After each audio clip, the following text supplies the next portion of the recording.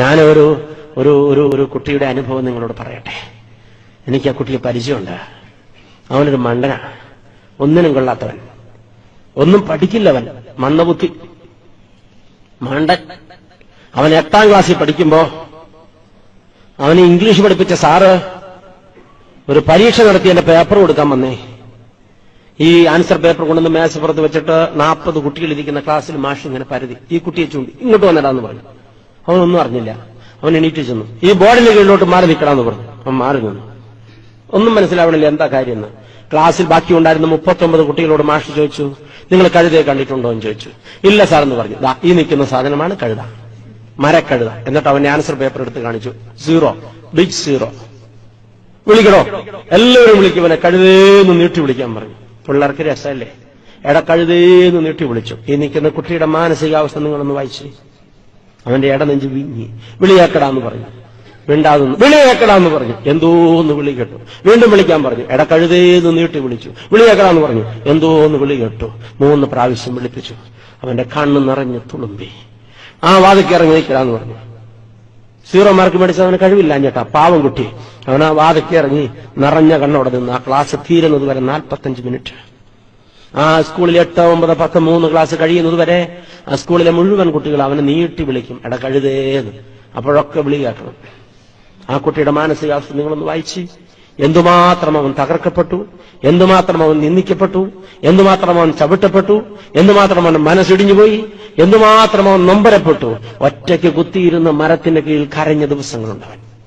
ആ കഴുതയെ ഇപ്പോ നിങ്ങൾക്ക് നല്ല പരിചയമുണ്ട്. ആ കുട്ടിയെ നിങ്ങൾ അറിയും. ഈ നിൽക്കുന്ന അച്ഛനാണ്. അതെ, മണ്ടനെ മാണിക്യമാക്കുന്ന ഒരു ദൈവമുണ്ട്. ഹല്ലേലൂയ. ആ അധ്യാപകൻ നിന്ദിച്ച് ബോർഡിന്റെ കീഴിൽ നിർത്തി കഴുതയെന്ന് നീട്ടി വിളിപ്പിച്ചിട്ട് വിളി കേൾക്കാൻ പറഞ്ഞപ്പോ പൊട്ടിക്കരഞ്ഞുകൊണ്ട് വിളി കേട്ട കഴുത ഈ നിൽക്കുന്നയാളാ.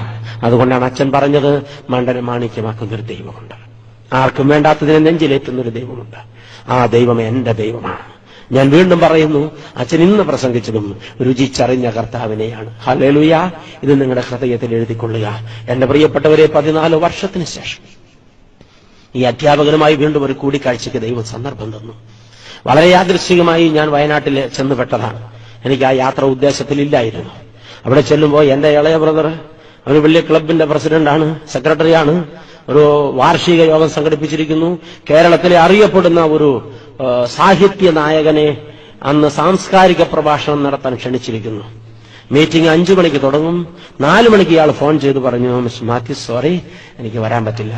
ഫ്രിങ്കിളിന്റെ കഥ പറഞ്ഞതുപോലെ വരാൻ പറ്റില്ല, നീ പകരം ക്രമിക്കാൻ. അവനങ്ങ് വാവിട്ട് നിലവിളിക്കാൻ തുടങ്ങി. ഇത് കണ്ടോണ്ടാണ് ഞാൻ ചെല്ലുന്നത്. എന്തിനാ കരയണത്? എനിക്കിങ്ങനെ ഒരു അബദ്ധം പറ്റി, എന്നെ എല്ലാവരും കൂടെ കൊല്ലും.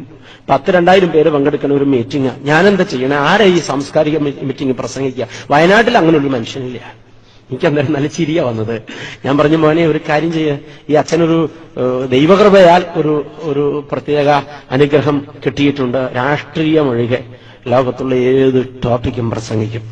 ദൈവത്തിന്റെ സ്തോത്രം. അത് ദൈവത്തിന്റെ കൃപയാ. കുറച്ച് സമയം തന്നാൽ മതി. ഇന്ന വിഷയത്തെക്കുറിച്ച് അച്ഛൻ ഒന്ന് സ്പീച്ച് ചെയ്യണമെന്ന് പറഞ്ഞാൽ ഒരു 2 മണിക്കൂറൊക്കെ അതേക്കുറിച്ച് പറയാനുള്ളൊരു കോൺഫിഡൻസ് ഇപ്പോഴുണ്ട്. ദൈവം തന്നതാ. എന്റെ യോഗ്യത കൊണ്ട് ഒന്നും കിട്ടിയില്ല. ഞാൻ മണ്ടനായിരുന്നു, ഇപ്പോഴുമാണെന്ന് 1000 വട്ടം ഞാൻ പറയും എന്റെ നാവ് കൊണ്ട്, പരസ്യമായി. അതിനെനിക്കൊരു മടിയുമില്ല. ദൈവമക്കളെ, ഞാൻ പറഞ്ഞു, മോനെ നീ കരയണ്ട, സമയമാവുമ്പോ ഞാനൊരു തുണ്ടുകടലാസ് തരാം, അതിൽ കാണുന്ന പേര് നീ അങ്ങോട്ട് വിളിച്ചോ, ബാക്കി ദൈവം നോക്കിക്കോളൂ എന്ന് പറഞ്ഞു. ആരാച്ചാ? ഇവിടെ ഒരാൾ വന്നിട്ടുണ്ടാ സാംസ്കാരിക സമ്മേളനത്തിൽ പ്രസംഗിക്കാൻ പറ്റിയ ഒരാള്? ആരാണ്? നീ മിണ്ടാണ്ടിരി, സമയമാകുമ്പോ ഞാൻ തുണ്ടുകടലാസ് തരാം. അവന് സമാധാനമില്ല, അവനങ്ങോട്ട് പോയി. സമയമായപ്പോ ഞാനൊരു തുണ്ടുകടലാസ് കൊടുത്തു. അവൻ വിളിച്ചു നോക്കുമ്പോ അവന്റെ ചേട്ടന്റെ പേരാ. എന്റെ മുഖത്തേക്ക് തുറിച്ചു നോക്കി നാണം കെടുത്താനാണോ എന്ന് ചോദിച്ചു. നീ വിളിക്കടാന്ന് പറഞ്ഞു. അവൻ വിളിച്ചു. ഞാൻ അവിടെ കയറി നിന്നു. നിങ്ങൾ പ്രതീക്ഷിച്ചിരുന്ന സാഹിത്യ നായകന്റെ സ്ഥാനത്ത് ഒരു പുരോഹിതൻ നിൽക്കുന്നത് ഒരുപക്ഷെ നിങ്ങൾക്ക് അസഹ്യത ഉളവാക്കിയേക്കാം. സാഹിത്യ സമ്മേളനത്തിലൊക്കെ പ്രസംഗിക്കുമ്പോൾ സാഹിത്യത്തിന്റെ സ്റ്റൈലൊക്കെ മാറും. ദൈവമക്കളെ, ഈ പടപടപ്പൻ സ്റ്റൈലല്ല, അപ്പോ കുറച്ചുകൂടി പക്വതയുള്ള സ്റ്റൈല്. ദൈവമക്കളെ, അനുവദിക്കപ്പെട്ട 1.5 മണിക്കൂറിലൊന്നും പ്രഭാഷണം തീർന്നില്ല. സാംസ്കാരിക സമ്മേളനത്തിൽ പ്രസംഗിക്കാൻ വിഷയം വല്ലതും വേണോ? വിഷയം വേണ്ട, എന്തും പറയാലോ. ദൈവമക്കളെ, അപ്പം മഹാഭാരതവും രാമായണവും ഗീതയും ഖുർആനും ബൈബിളും ഒക്കെ കോട്ട് ചെയ്യപ്പെട്ടു. അതൊരു പ്രഭാഷണ പരമ്പരയായാലും അതങ്ങ് ഒഴുകിപ്പോയി. 2 മണിക്കൂറിൽ ഈ പ്രഭാഷണം അവസാനിപ്പിച്ച് ഞാൻ പുറകോട്ട് തിരിയുമ്പോൾ കരഘോഷങ്ങൾ നിൽക്കുന്നുണ്ടായിരുന്നില്ല. നിലയ്ക്കാതെ ജനം കൈയടിക്കുകയായിരുന്നു. തിരിഞ്ഞു ചെന്ന് ഞാൻ ഇരിക്കാൻ ഒരുങ്ങുമ്പോ എന്റെ പഴയ ഇംഗ്ലീഷ് അധ്യാപകൻ എന്റെ തൊട്ടടുത്ത കസേരയിൽ. ചാടി എഴുന്നേറ്റ് ഇദ്ദേഹം എന്നെ തൊഴുതു നിന്നിട്ട് പറഞ്ഞു, ഫാദർ, ഞാൻ ഒരുപാട് പ്രഭാഷണങ്ങൾ കേട്ടിട്ടുണ്ട്, പക്ഷെ ഇതുപോലൊന്നും എന്റെ ജീവിതത്തിൽ ഇതുവരെ ആസ്വദിച്ചിട്ടില്ല. അത് ഒരു പുരോഹിതനിൽ നിന്ന് എനിക്ക് ഒരുപാട് ബഹുമാനം തോന്നുന്നു. ഫാദർ എവിടുത്തുകാരനാ? ഞാൻ പറഞ്ഞു, ഞാൻ ഈ നാട്ടുകാരനാ. ഈ നാട്ടുകാരനോ? ആരെ മനസ്സിലായില്ല? ഞാൻ ഈ മാത്യൂസിന്റെ ബ്രദറാ. അയ്യോ, മാത്യൂസിന്റെ ബ്രദറാണോ? അപ്പോ ഫാദറിനെ ഞാൻ പഠിപ്പിച്ചിട്ടുണ്ടാവും. തീർച്ചയായിട്ടും സാർ എന്നെ പഠിപ്പിച്ചിട്ടുണ്ട്. അപ്പോ എവിടെയാ പഠിപ്പിച്ചത്, എന്നാ പഠിപ്പിച്ചത്? സാർ മറന്നതാണ്, ഞാൻ ഓർമ്മിപ്പിക്കാം. ഓർക്കുന്നുണ്ടോ? 8 സീല് ബോർഡിന്റെ കീഴിൽ നിർത്തി 39 കുട്ടികളെ കൊണ്ട് കഴുത എന്ന് വിളിപ്പിച്ചൊരു മണ്ടൻ പൗലോസിന് ഓർക്കുന്നുണ്ടോ സാർ?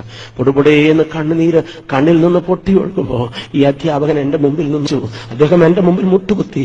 പ്ലീസ് ഫാദർ, സോറി, എനിക്ക് ക്ഷമ തരുമോ എന്ന് ചോദിച്ചു. ഞാൻ ഒപ്പം മുട്ടുകുത്തി എന്റെ മാഷിന് മുമ്പിൽ.